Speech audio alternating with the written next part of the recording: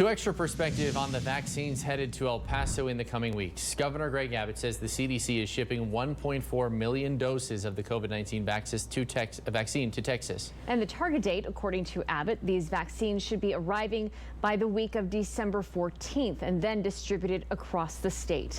One member of the governor's task force on infectious disease preparedness says the vaccine offers hope this lethal virus can be stopped. All this year, all we've done is told people to mask up, physically distance, watch your symptoms, wash your hands, but there was no idea when we'd come out on the other side. We now have a potential timeline with Moderna and Pfizer vaccines and potentially other things that are coming online, a host of therapeutics to make this virus less scary. Dr. Ogachika Lozi is an infectious disease expert. He wants to make sure the vaccine is less scary.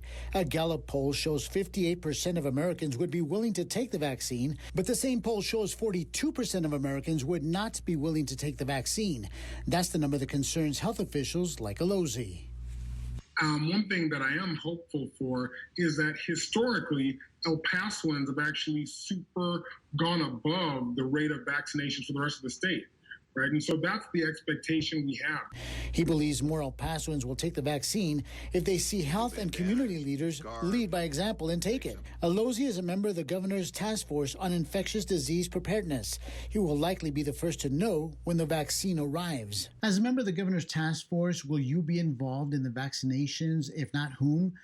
Will you be taking any part at all when those vaccines arrive here? I mean, I think that I have a responsibility, not just to myself, my family, and our community. The governor's task force actually meets next week, and so we'll get an update on what the distribution plan is. A panel of experts advising the Centers for Disease Control and Prevention voted Tuesday, recommending healthcare workers, nursing home residents, and other long-term care facilities receive the vaccine first. The question is, when will the rest of the public have access to the vaccine? Whether it's phase 1, 2, or 3, I think the initial phase is going to be targeted towards healthcare workers and the most vulnerable. When we get into January, February, and March, we'll get to those later phases. And hopefully by summer of next year, we'll really have this vaccine generally available for the public. Right now, the El Paso landscape is filled with almost everyone wearing masks when venturing outside. Others are staying home, reluctant to leave for fear of catching the lethal virus. Ask what El Pasoans should do differently in preparation for the arrival of the vaccine. And if people can get through these next few months, on the back end, we have hope. And so I think it's not necessarily what differently can we do, but what we can continue to do, understanding we're almost there. And the city of El Paso also wants to know just how many El Pasoans are willing to take the virus once it arrives. Right now, this survey that you see here on EP Strong is available on the website right now.